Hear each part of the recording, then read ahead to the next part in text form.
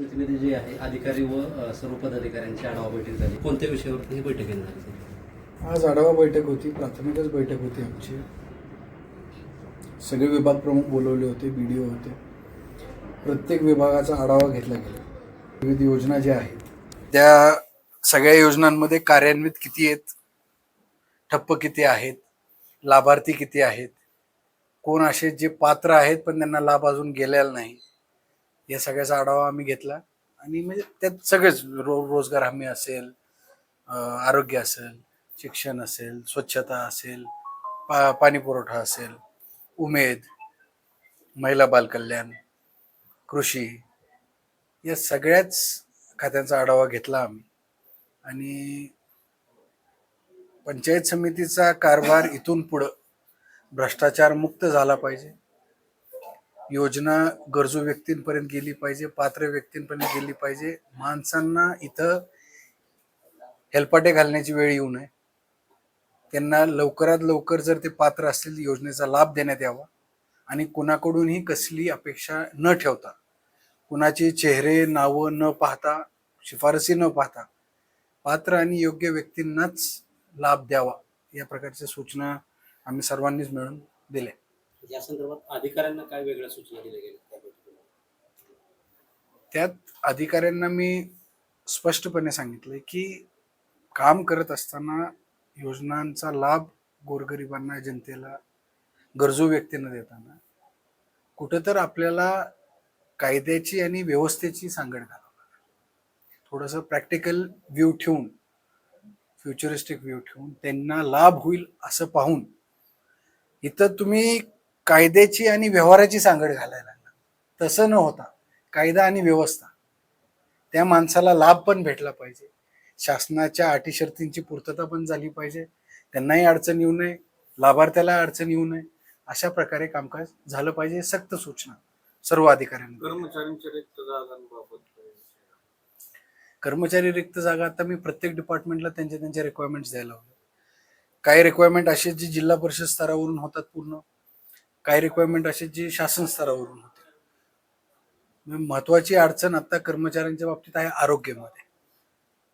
मला वाटतं बरेचसे उपकेंद्र सध्या ठप्प अवस्थेत आहेत, कारण की तिथे यंत्रणा नाहीये, कर्मचारी नाहीये, कुठं नर्सिंगचा स्टाफ नाहीये, कुठं डॉक्टर्स उपलब्ध नाहीयेत. आता PHC सगळे कार्यान्वित आहेत, पण अजून याची जागृती माणसांपर्यंत, ग्रामस्थांपर्यंत झालेली नाही. सध्या आपण पाहतो की करमाळा पंचायत समिती कार्यालय म्हणजे एक तालुक्याचं मिनी मंत्रालय म्हणून पंचायत समितीला ओळखलं जातं. सध्या उन्हाळ्याचे दिवस आहेत, ग्रामीण भागातून अनेक नागरिक या कार्यालयामध्ये कामासाठी आहेत, परंतु या ठिकाणी जे आहेत त्या नागरिकांना पिण्याच्या पाण्याची सुविधा नाही. त्या संदर्भात काय आपण सूचना वगैरे दिल्यात का? आम्ही त्या दिवशी सूचना केली होती. RO फिल्टर मागं बसलेला आहे. अजून पिण्याच्या पाण्याची व्यवस्था इथं करत आहोत. सेस फंडातून स्वतः सभापती महोदय त्यांचा आदेश देतील. आणि शौचालयाच्या बाबतीत सुद्धा, स्वच्छतेच्या बाबतीत सुद्धा मी योग्य ते निर्देश दिलेले आहेत. हे दोन्ही व्यवस्था, स्वच्छता आणि पाणी पुरवठा, हे इथं आवारात केलं जाईल. प्रत्येक वेळेस शौचालयाचा मुद्दा हा ऐरणीवर येतो.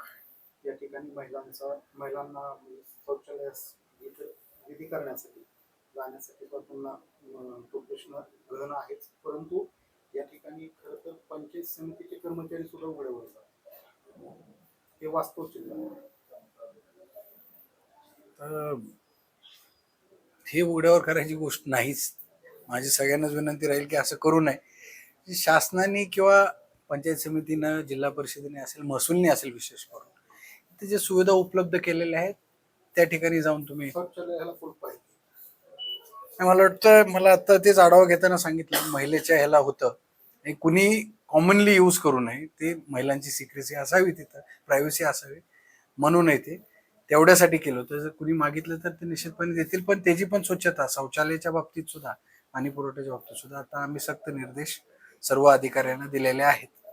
आणि सगळ्यात समितीच्या कारभारात पारदर्शकता येण्यासाठी CCTVचं वगैरे नियोजन होणार आहे. हो, मी आता त्या सूचना दिल्या, BDOनं सांगितलेलं आहे की CCTV कॅमेरा पंचायत समितीचे सगळ्याच, जो आवार पंचायत समिती कंट्रोल करतो तिथं प्रत्येक ठिकाणी CCTV कॅमेरा पाहिजेत.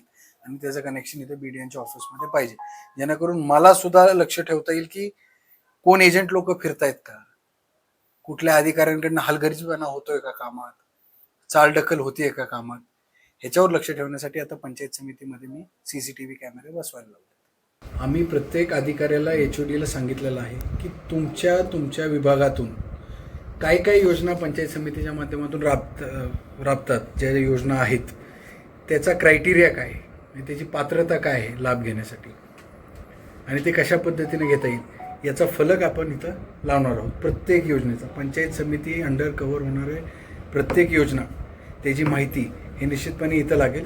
पहिले इथून सुरुवात करू आणि शक्य होईल तसं आम्ही गावोगावात सुद्धा हे अवलंबण्याचा प्रयत्न करत आहोत.